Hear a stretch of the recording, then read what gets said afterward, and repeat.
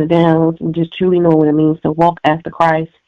And so, when she called me and texted me and asked me about speaking tonight, I asked Lord, I said, Lord, what is it that you want me to speak to your people? And he reminded me of this current series that I'm doing on my YouTube. And the next episode that I was to be recording, he let me know that the word was for tonight and whoever was in this space. And so I said, okay. One thing that God has been intentional about has been just our mindset, right? Now, the name of the topic that I gave to Felicia was setting the captives free. And that's been something the Lord has been ministering to me about since the beginning of February. And I really had to understand what God was referencing when he said set the captives free. And so we know that a lot of people, right, know that our ancestors, God had called Israel out of Egypt, right? But the question that God had gave me was, have we left Egypt mentally?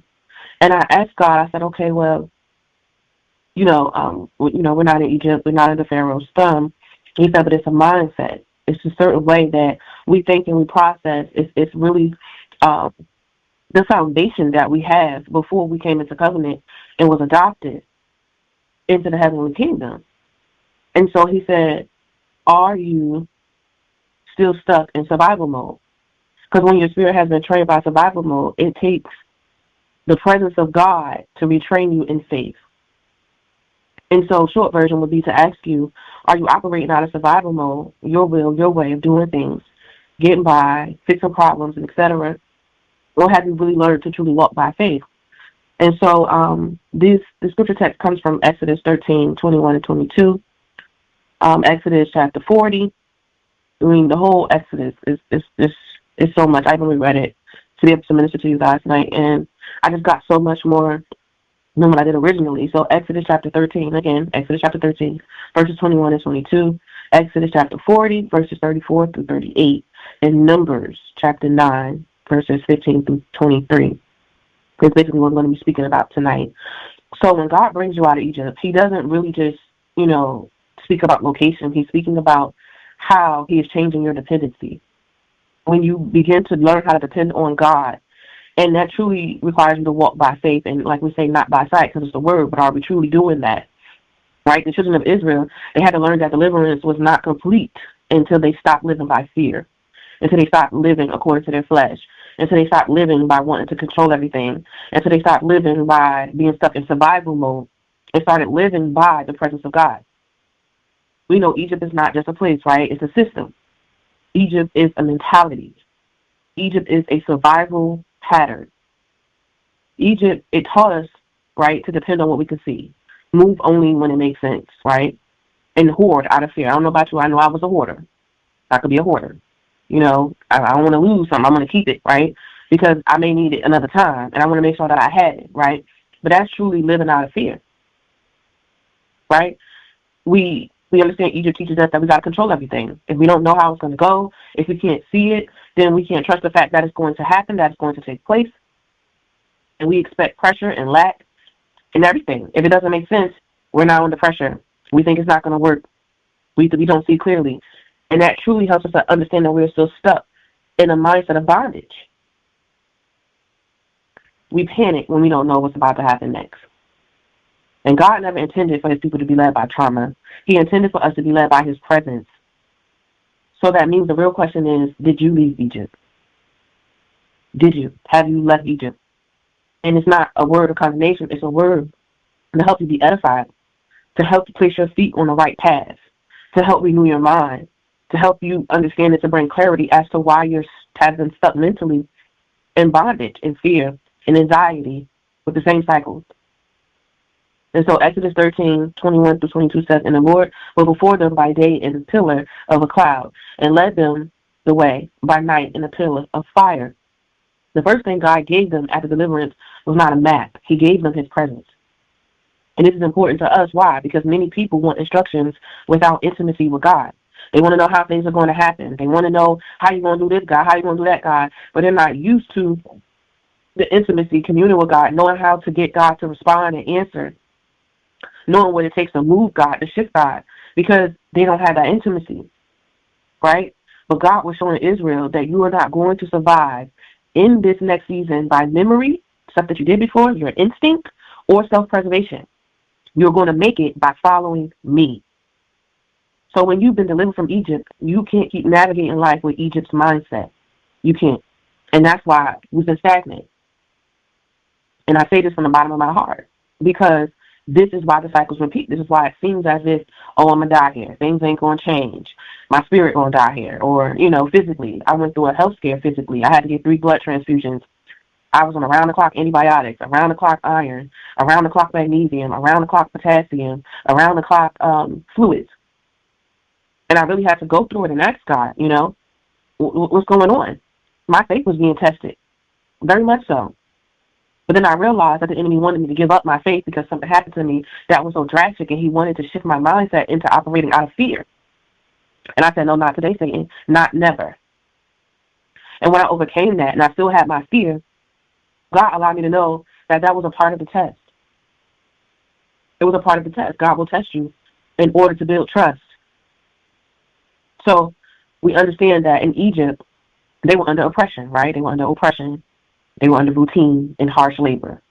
Their lives were structured by slavery. So when God brought them out, they were free physically, but they still needed to be retrained spiritually. Some people asking God, what's next? Where do I go? What do I do? What do I do now? And we all get to that place. But I think that's just a reality check to realize where we are in our spirit and in our posture. We're looking for the perfect plan, right? When God gave you just his presence. So we don't need to know everything. We don't. The children of Israel didn't know everything when they was led by cloud and fire. They did not know.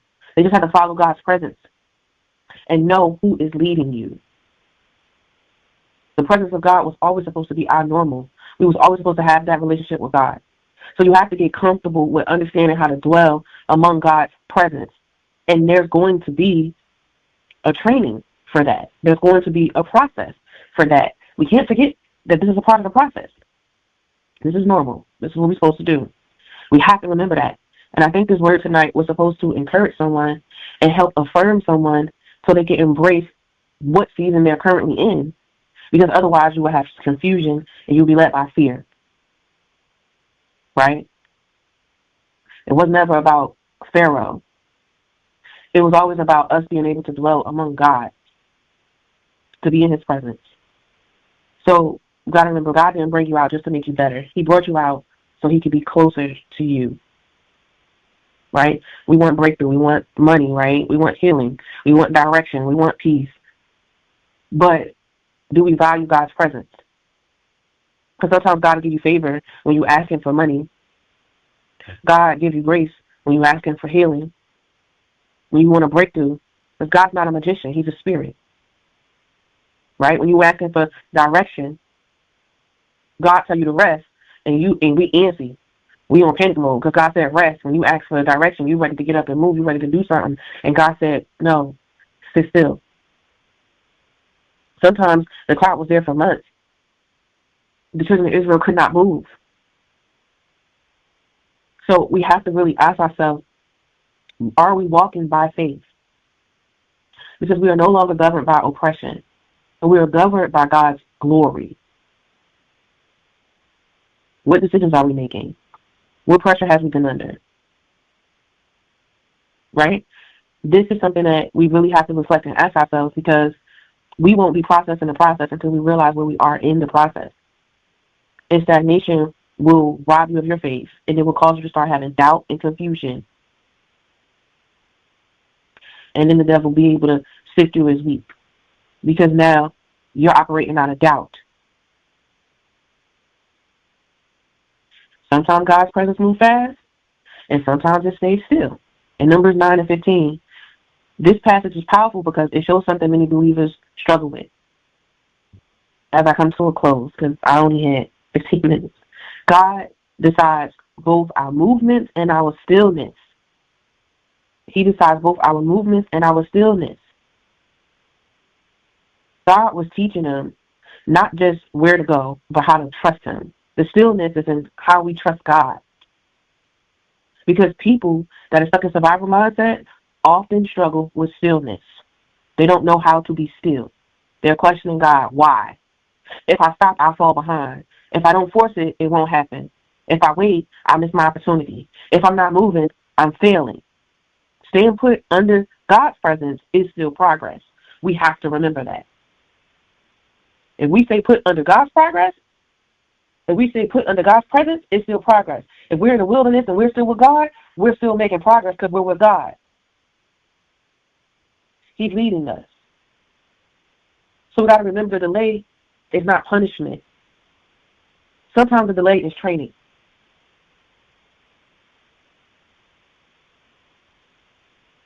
So you don't need to move because other people are moving. It looks like you're late. It looks like you fell behind. It looks like pressure is loud. But you move when God moves, and you stay when God says stay. Just because it's quiet doesn't mean God is absent. Sometimes his silence is still a part of the process. It's still a part of your training because it builds trust. And sometimes the cloud is still because God is doing deeper work in you. In you. So we got to remember, survival makes you reactive, but presence makes you responsive. Right? When we're in survival mode, it makes you reactive, but God's presence makes you responsive. You're responding to whatever God is saying in a relationship and intimacy in a relationship with him. He knows what's around the corner. He knows what you're ready for. He knows where you need to be processed at. And if you haven't fully, as Felicia usually say, been submerged in him and in his presence, then you're going to be delayed anyway because the process is not done. So we have to ask ourselves, are we stuck in survival mode with what we're expecting God to do in this season? Or are we really truly learning to walk by faith, and just how deep and how far we can go if we truly choose to walk by faith? Remember, the word says the just shall live by faith. And so that's the short version of my word tonight. I promise, Lisa, I'll be short and sweet. I pray that this word has blessed y'all. And I pray that it has taken root down in your heart and that it has uplifted you and placed your feet on solid ground where you are happy, at peace, and stable in your mind, your body, and your spirit, and that you know that you're right where God wants you to be.